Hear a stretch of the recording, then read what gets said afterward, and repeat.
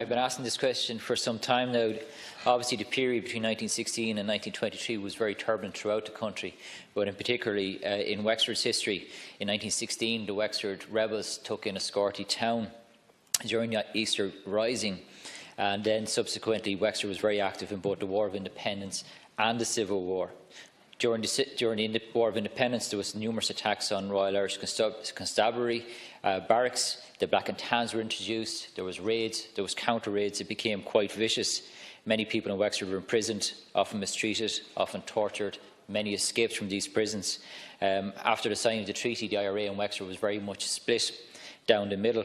And during the subsequent Civil War, Wexford was very heavily involved.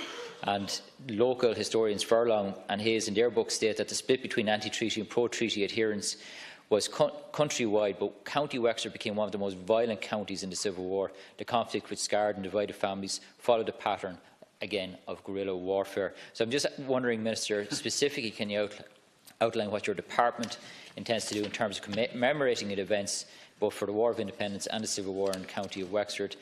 You mentioned an announcement. I'm wondering when that announcement is going to be made in terms of further funding, and will there be a list available of the events that are intended to be commemorated in the County of Wexford? I can tell the Deputy I will be making that announcement shortly, but also, and I've heard what you said about 1916, the commemorative events that took place in Wexford. I know the restoration of the Enniscorthy Athenaeum was an important one, and there was an interactive 1916 exhibition as well, and there was also a County Council grant scheme there. But it might be good for the Deputy to know that Wexford County Council didn't actually make a submission in the public consultation in relation to commemorating the decade of centenaries. There were 20 submissions received by local authorities, and none of which included Wexford. That's not to say that they will be precluded from participating in the local authority collective group on the 13th of March, and they will then be in a position to make a submission by the 30th of April in terms of any ideas that they have in terms of the key themes from the Expert Advisory Council points that they wish to take on board. Thank you, Minister. Obviously, careful thought and planning of these events have to take place. Memories, even to this day, are still raw.